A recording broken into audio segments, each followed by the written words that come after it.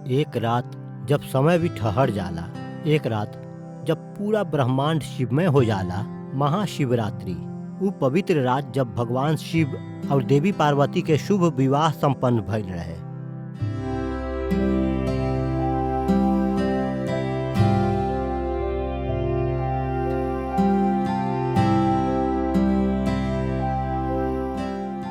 जब भक्त के सब प्रार्थना स्वयं महादेव तक पहुंच जाला। आज के विशेष वीडियो में हम आपके लेके चलब शिव और शक्ति के मिलन के रहस्यमय कहानी के ओर। जानब महाशिवरात्रि के महत्व, एकर पौराणिक कथा और विशेष अनुष्ठान जे ई दिन के और भी शुभ बना देवेला। पुराण के अनुसार पार्वती राजा हिमालय और रानी मीना के पुत्री रही। वो स्वयं आदि शक्ति के अवतार रही। जब वो अपन पिता से भगवान शिव के बारे में सुनली, तभी से वो भगवान शिव के प्रति गहरा भक्ति और श्रद्धा से भर गईली। बचपन में वो भगवान शिव के अपन पति के रूप में स्वीकार कैले रही और उनकर प्रति अटूट प्रेम महसूस करत रही। जब देवी पार्वती भगवान शिव के अपन पति के रूप में पावे के इच्छा प्रकट कैली, तब नारद मुनि उनका के कठोर तपस्या करे के सलाह दिलन। पार्वती घना जंगल में जाके वर्षों तक कठोर तपस्या करत रही।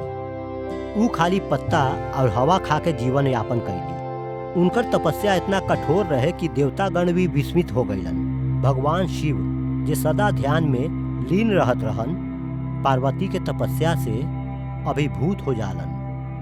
वो उनकर परीक्षा लेवे के निर्णय लेवलन। शिव जी एक बूढ़ा ब्राह्मण के रूप धारण करके पार्वती जी के सामने आवलन और पूछलन कि वो इतना कठोर तपस्या काहे करत बारी।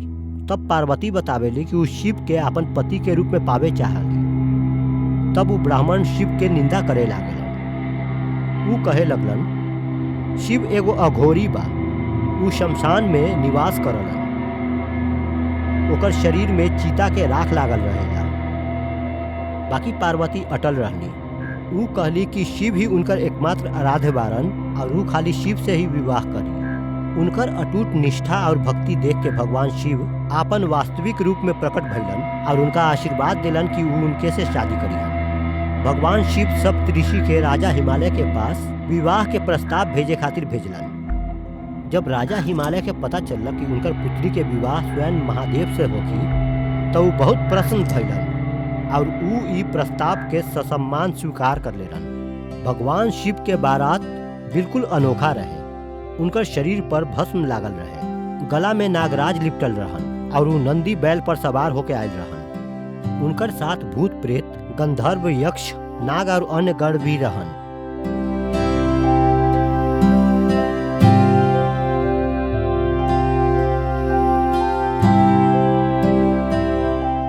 ई देख के देवी पार्वती के माता मेना भयभीत हो गईली और वो ई विवाह के विरोध कैली।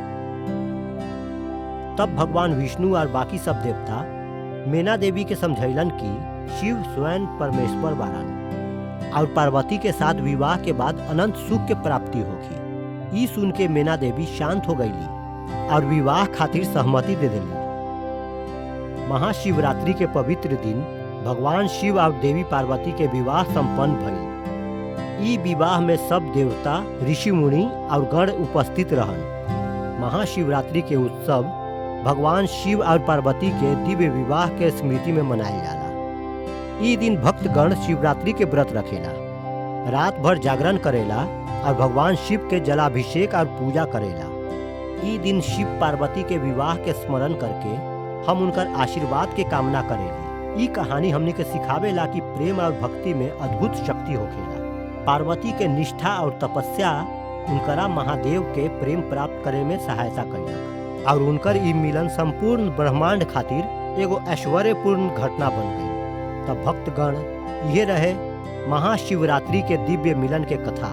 अगर आपके ये वीडियो पसंद आयल तो एकरा लाइक करी, कमेंट करी और अपन दोस्त सब और परिवार के साथ शेयर करी।